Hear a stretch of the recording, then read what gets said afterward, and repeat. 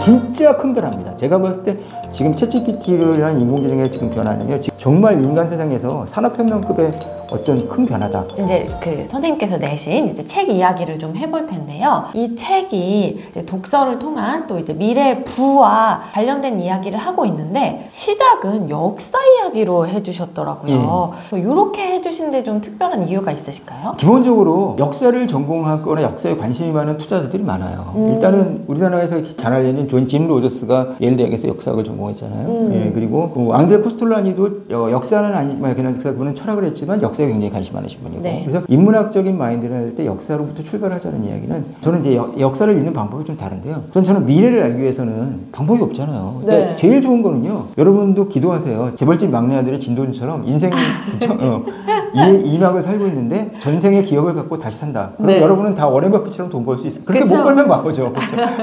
네. 근데 그게 아닌 이상 네. 저 미래를 알 수 있는 유일한 방법은 과거를 아는 수밖에 없어요. 그래서 과거에 대해서 접근할 때 저는 다만 우리 자본주의라는 관점에서 자본주의의 어떤 회복력을 믿으신 다음에 그 방법을 그쵸 고민하는 과정 속에서 과거의 역사들을 참조할 수 있는 거죠. 그래서 저는 자본주의에 대해서 공부를 하는 것이 역사에 대해서 공부하는 출발이라고 생각하고 그래서 저는 역사를 먼저 공부하시고 역사 중에서 우리랑 세 나라 그치 지금 현재 미국과 중국 그리고 미국이라는 나라를 만든 나라가 영국이잖아요. 예, 참 그래서 이 세 나라만큼 자본주의를 만든 나라도 영국이고. 네. 그러면 저는 이제 미국, 중국, 영국 이 세 나라의 역사 정도에 대해서는 좀 어느 정도 관심을 갖고 그럼 이 세 나라가 앞으로 이런 방향으로 흘러가겠구나. 그럼 그 중에서도 특히 이제 말씀하신 미국이나 중국이나 영국의 예. 역사를 좀 예, 중점적으로. 그쵸. 예. 그리고 또 책에서 인공지능과 관련된 이야기를 많이 다뤄주셨는데 이 인공지능이 한 7년 전에 알파고, 이세돌 이럴 때 막 한창 핫하다가 좀 잠잠하다가 요즘 들어서 다시 또 이렇게 회자가 되고 있어요. 인공지능이 7년 동안 잠잠하다가 구글이 너무 앞서가서 좀 방심하고 있던 차에 오픈 AI는 구글의 반대 전선이란 말이죠. 거기서 네. 테슬라의 일론 머스크가 이제 투자를 했던 것이고 궁극적인 돈은 MS가 되고 있는데 네. 치고 나간 거예요. 그러면 그건 간단하게 얘기하면 챗GPT라는 거는 검색이 필요 없는 거잖아요. 네. 검색을 많이 할 필요도 없죠. 그렇죠? 그냥 알아서 내서 다 나와주는 거니까. 그래서 인공지능이 진짜 7년 만에 큰 혁신을 벌이면서 2달 만에 판세를 바꿔버린 거예요. 작년 말까지 뭐 챗GPT라는 거 아는 사람 한 명도 없었잖아요. 맞아요. 예. 2달 사이에 너무너무 큰 변화가 그리고 저는 챗GPT 때문에 지금 인공지능의 발전 속도는요. 네. 가장 늦게 인공지능이 인간을 대체할 것이라고 여겨졌던 영역들이 있죠. 네. 소위 전문적이라고 불렸던 화이트 칼라 네. 그리고 저 같은 지식 노동자들 그리고 작가들 네. 그리고 화가들 예, 소위 음악가는 좀 모르겠어요. 이런 예술성, 즉 창의성을 바탕으로 인간만이 할 수 있는 영역이 네. 오히려 인공지능에 의해서 더 빨리 대체될 수가 있겠더라고요. 진짜 큰 변화입니다. 제가 봤을 때 지금 챗GPT라는 인공지능의 지금 변화는요. 정말 인간 세상에서 산업혁명급의 어쩐 큰 변화다. 저는 그것이 챗GPT라는 주장에 저는 충분히 동의를 합니다. 그러면 또 이 메타버스 얘기를 안 해볼 수 없는데 보통 사람들이 그냥 막연하게 메타버스 하면 가상현실 아니야? 요 정도만 생각을 하시거든요. 근데 요거를 좀 유형별로 나눠주셨더라고요. 그 이야기 좀 해주실 메타버스 유형을 제가 좀 유형을 일단 4가지로 말씀을 드릴게요. 일단 네. 메타버스 이꼬르 가상현실이라고 해도 틀린 말은 아니에요. 네. 그러니까 근데 가상현실을 하면은 왠지 너무 거리감이 느껴지잖아요. 네. 일단 그러려면은 360도를 태전할 수 있는 완벽하게 그것은 카메라가 존재해야 되고 그리고 완벽한 청각이랑 그리고 후각부터 시작해서 모든 인간의 감각을 그렇죠. 그리고 쉽게 말하면 인간의 인식을 바꿔놓을 정도로 그렇죠. 예, 그렇게 기술이 발전해야 되는데 그건 영화에서는 가능하지 실제로는 안 되잖아요. 네. 그래서 가상현실이란 말을 어느 정도 비즈니스에서 현실감 있게 톤 다운 시킨 게 메타버스예요. 네. 그러니까 메타버스가 가상현실인 건 맞아요. 네, 그런 다음에 가상현실이 아닌 그러면 팀쿡 같이 그렇게 소위 말하면 이제 돈이 되는 걸 무엇보다 빨리 아는 네. 그 사람이 아직 메타버스에 이르다고 그렇죠. 네. 라고 달려드는 거 대신에 AR에 달려들었던 이유는 건 증강현실은 가능하다고 본 거잖아요. 증강현실이랑 가상현실이랑 그래서 그렇게 달라요? 가상현실은 쉽게 말하면 눈에 보이는 모든 것이 다 가짜인 게 가상현실인 거고요. 증강현실은 우리 이렇게 이제 유튜브를 찍고 있는데 여기 네. 중간에 이제 여기에 뭐 이제 포켓몬이 나타난다든지 이렇게 현실을 배경으로 하는데 가짜가 나타난다. 섞여 있다. 그러니까 믹스처 리얼리티라는 것이라 그렇죠. AR과 같은 개념. 네네. 그래서 그래서 저는 애플에 투자하는 것이 또 저는 희망이 될 수 있다는 게 애플은 자율주행차에서도 넘버원이 될 수 있겠다. 그래서 네. 걔네들은 애플에다가 일종의 메타버스나 AR 기술을 접목시켜가지고 네. 자율주행차를 띄워놓고 옆자리에다가 완벽한 홀로그램을 앉혀주는 거예요. 네. 그러면 이제 홀로그램을 선택을 하겠죠. 물론 그러려면 배우 이영애를 선택한다. 그러면 이영애 씨가 동의를 해야 되겠죠. 그러면 옆에 이영애가 완벽하게 그쵸 홀로그램에 앉혀놓고 그래 같이 앉아서 넷플릭스 영화 한 편 보고 오는 거예요. 그럼 거기에 얼마나 지불하시겠냐면 지불하시는 사람들 꽤 많겠죠. 네. 이런 세상이 올 수 있는 거죠. 이게 증강현실인 거고요. 그리고 라이프 로깅이라는 거는 쉽게 말하면 그 안에 접속해서 그것이 실제처럼 돌아다닌다. 네. 이렇게 생각해서 라이프 로깅이라는 것을 그렇죠, 이해하시면 되고요. 네. 또 한 가지가 거울 세계입니다. 거울 세계는 뭐냐면 완벽하게 실제와 흡사한 것을 가상현실로 만들어서 누가 돼 3D 그래픽의 이런 발전이에요. 쉽게 말하면 그 공간을 똑같이 만들어서 그 안 속에서 들어가서 그치 아바타가 그쵸? 예. 그쵸. 제가 그래서 아바타 경제라는 제목을 쓴 이유도 네. 결국 메타버스 이꼴 아바타니까 그렇게 활동하는 이 네 가지가 그러니까 쉽게 말하면 메타버스는 가상현실이 되어야 맞는데 네. 그때까지 갈 기술적 장벽이 너무너무 높으니까 그래서 메타가 죽을 쓰고 있는 거잖아요. 네. 그래서 그 전 단계로서 증강현실과 그 전에 라이프 로깅과 그리고 가장 쉬운 게 그쵸 가장 할 수 있는 게 거울 세계 이 단계가 있다. 그리고 메타버스는 4단계가 있다고 보는 게 맞는 거죠.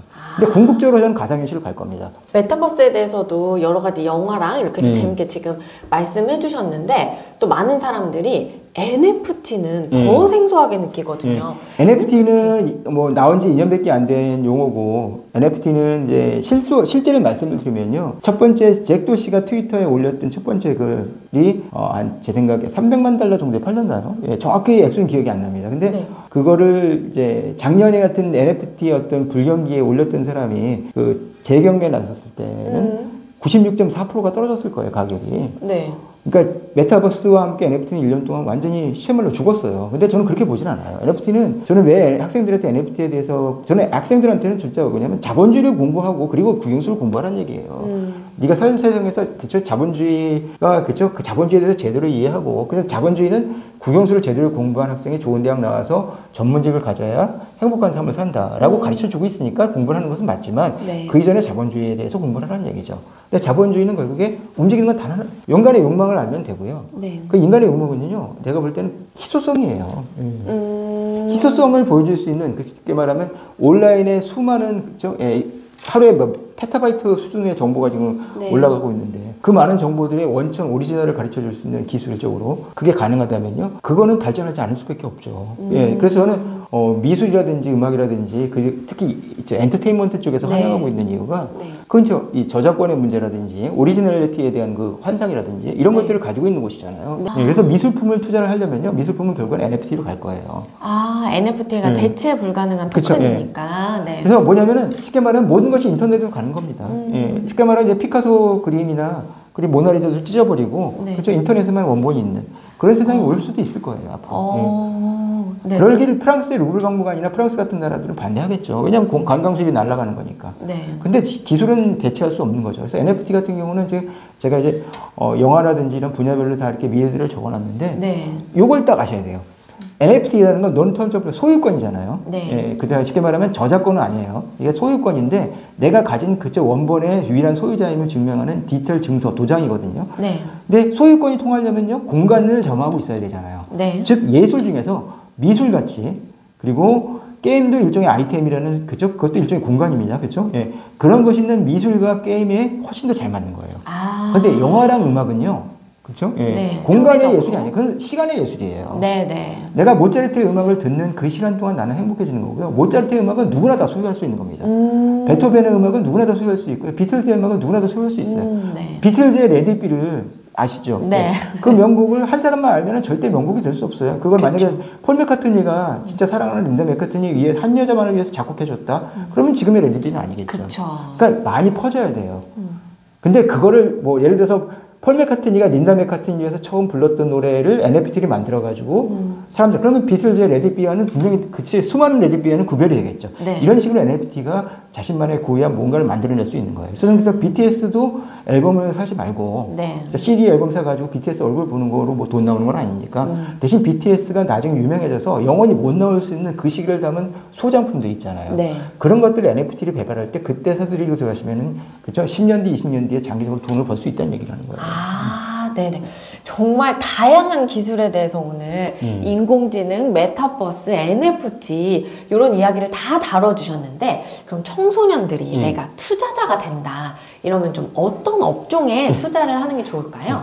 한때 존 리가 우리나라에서 진짜 존봉준이라고 불리고 개미운동의 이제 아버지가 됐을 때 네. 하는 얘기 이제 제자한테 들었어요. 제자가 외고를 다녔는데 외고 와서 강연을 할 때 명문대 가서 뭐 하냐 그리고 뭐 수능 잘 봐서 뭐 하냐 뭐 이런 학원 다니지 말라 이런 얘기를 하셨다고 하더라고요. 그래서 내가 좀 스스럼하게 웃었는데 그렇다고 그 존 리가 쓰신 책처럼 뭐 엄마 주식 사주세요. 요거는 아니라고 봐요. 이제 일단 중고등학교 시기에는 공부만 하셔가지고 본격적인 투자는 대학 가서 하세요. 대학교 1학년 때는 투자할 시간 많아요. 근데 고등학교 때부터 투자를 하신다면은 저거를 동아리에서 경제 경영을 하려는 학생이나 이과에 공대를 가려는 학생들 있죠.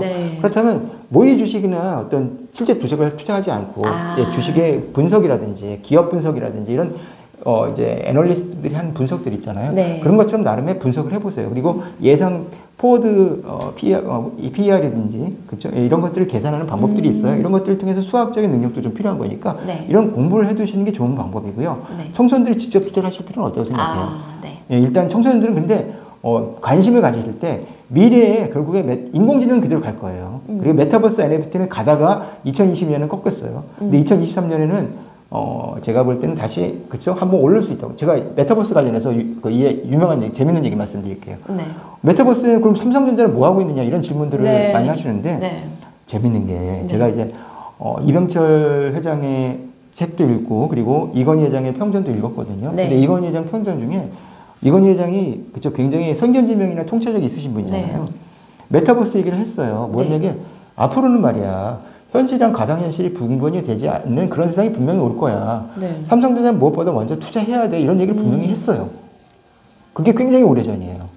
제가 알기로는 닐스 분슨이 스노우 크래시라는 어떤 소설을 통해서 메타버스를 그쵸? 처음으로 등장시키기 이전에 그런 말을 했던 걸로 알고 있습니다. 그러니까 뭐냐면 삼성전자도 그 아버지의 유언이고 그리고 메타버스가 궁극적으로 돈이 된다는 걸 알아요. 그러니까 삼성전자도 뛰어들 겁니다. 근데 삼성전자가 뛰어드는 방식은 그죠 기존의 반도체에 가진 강점을 이용하겠죠. 그런 것들을 좀 보더라도 저는 그래서 메타버스가 죽지는 않을 거고 그럼 메타버스 NFT 이외에 또 하나가 뭐가 있냐? 저는 친환경이라는 생각을 해요.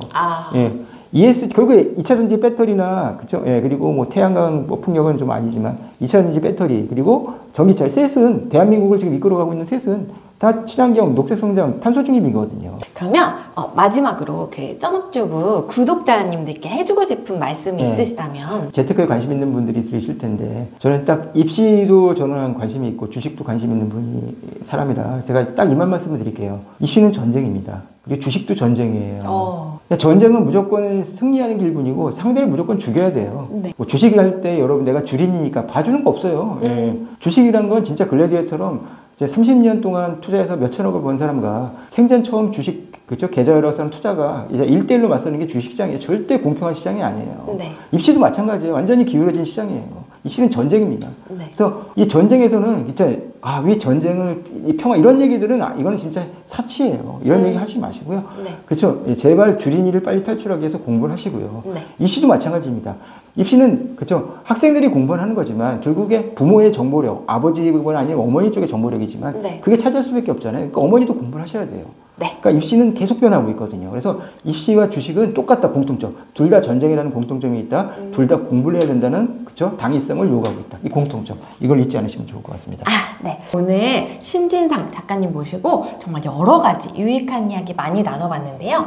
그럼 저는 다음 시간에 더 유익한 영상으로 돌아오도록 하겠습니다. 안녕. 안녕. 감사합니다.